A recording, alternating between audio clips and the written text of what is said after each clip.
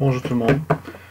Bon, concernant la H4, on attend encore un autre palier en fin de séance.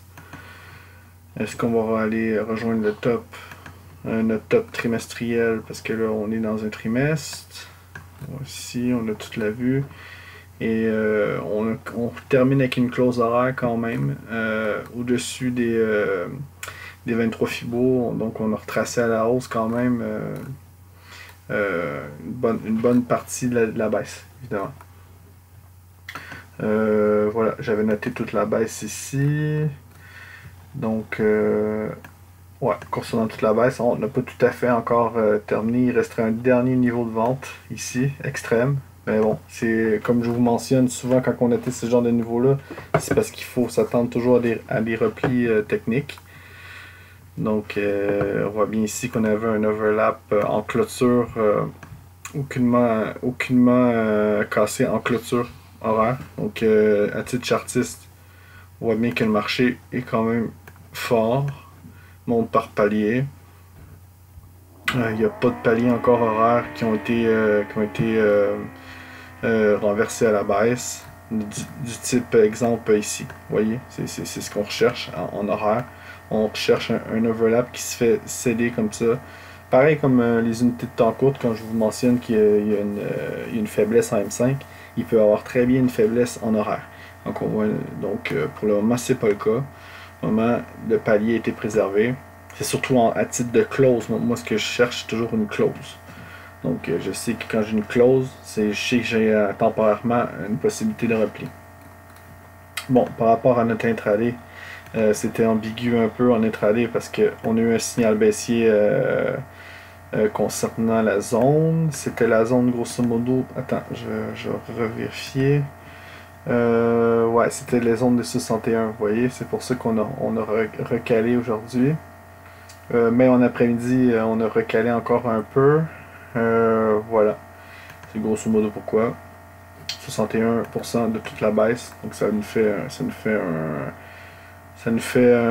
à titre de rappel, qui a été un repli technique, parce que vous voyez, on a été chercher les 50 Fibos. Et il y avait une zone quand même ici travaillée en overlap. Vous voyez, et ça a été préservé quand même à la merveille. Par rapport à notre semaine. Donc, en pré-market, il y avait les 50 Fibos qui étaient intéressants, qui pouvaient nous apporter un deal. Donc là, hier, on a eu une journée quand même sans aucun doute haussière.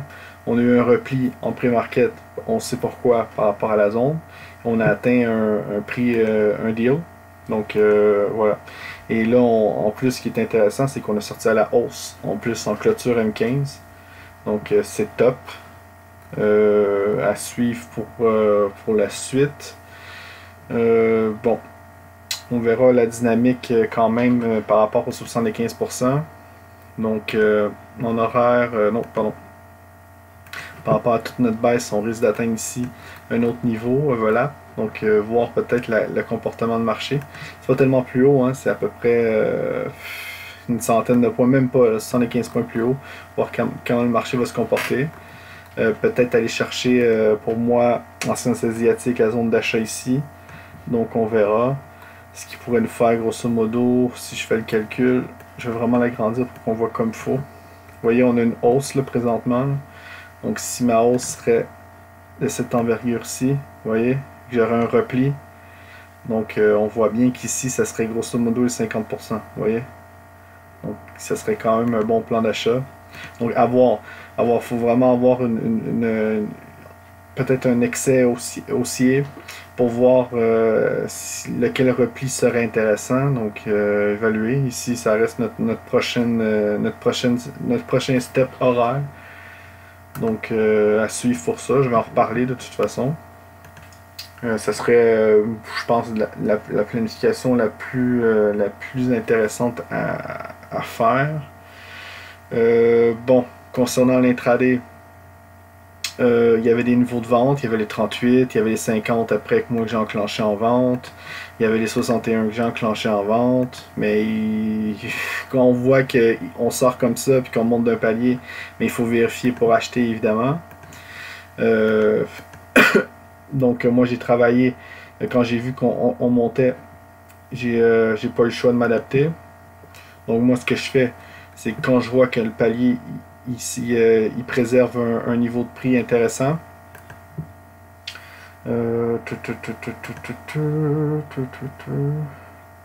Ouais, en plus c'était un overlap ici en plus qu'il y avait. Donc c'était ici. Ouais. Ça pas bon, j'ai fait quand même quelques trades aujourd'hui. Hein. J'étais un petit peu perdu. Et je me rappelle très bien que moi je le prends plus au Cintiq, mais là le Cintiq on le verra pas. Hein. Je vais prendre le temps de le faire en M1. C'était intéressant. Plus en début de séance. Le début de séance, ouais, c'était ici pour moi. Donc voilà. On a eu un petit début de séance baissier. On a eu un palier qui était intéressant à préserver. Puis après, on a commencé vraiment à monter là, tranquillement. On a eu un beau signal d'achat. Et moi, quand on est revenu, pas très tellement loin du double top, et qu'on avait ici un overlap en 1 minute, même en M5, on en avait un. Donc, c'est ici que moi j'ai enclenché. Ça sonne chez moi pour m'emmerder, mais je recommence pas ma vidéo. Donc voilà, c'est ici j'ai enclenché un achat. Il y avait aussi ici eu une sortie haussière, vous voyez, à titre de prix ici, qui montrait quand même une certaine force. Vous voyez, j'ai repris un autre achat ici, qui m'apparaissait intéressant. Un repli qui était sain, normal, les 38. On a eu une stabilisation, j'ai eu un signal en Cintiq et j'ai enclenché. Donc c'est intéressant pour moi parce que ça a bien été. Après, à titre de planification que j'ai envoyé à tout le monde pour surveiller, c'est quand j'ai vu ici en M5 la faiblesse en M5 tout simplement. Vous voyez, on a eu un overlap ici qui a été cassé à la baisse. Donc toujours vérifier. On avait une zone qui était intéressante ici, était quand même large, mais vous voyez les prix, les résistances qui ont été affichées. Ici, malheureusement, il n'y avait rien. Donc c'était peut-être un peu plus risqué. Donc moi, ce que j'ai fait, j'ai tout simplement envoyé la planification en prenant mon point bas en séance US. Par contre, il était juste ici, vous voyez. Donc c'était mon point bas en séance US. J'ai pris mon point haut. Et j'ai évalué des extrêmes. Il y avait les 50%, il y avait les 60%. Et surtout ici, qui est intéressant par rapport aux overlaps. Donc moi j'ai pris 50% et ça a décalé un petit peu. J'ai repris les 61%. Et après, ben voilà, ça a bien été quoi. Et surtout, ce qui est intéressant, encore une fois, je me répète, là, mais c'est l'alliage aussi des deux. Hein, les 61, quand vous voulez vraiment faire un bon plan, un béton, vous faites un alliage en plus avec un overlap. Donc, c'est top. Donc, ça a bien parti. J'ai effectué une vérification par rapport à mes hedging. J'ai essayé de prendre une vente. Je vais prendre mon M1. Ça va être plus. On va mieux voir un peu. C'est pas ici, c'est plus loin.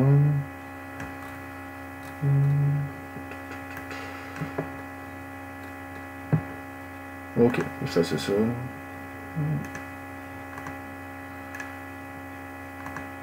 Ça sera pas long.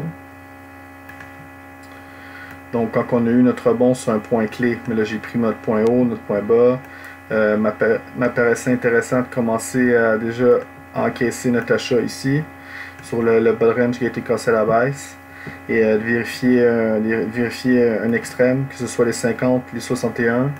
Donc moi j'ai eu un petit signal ici au 61. Voilà, j'ai essayé d'enclencher une vente, mais ça donnait presque rien. Et j'ai recommencé ici vers les 75 pour une ultime fois.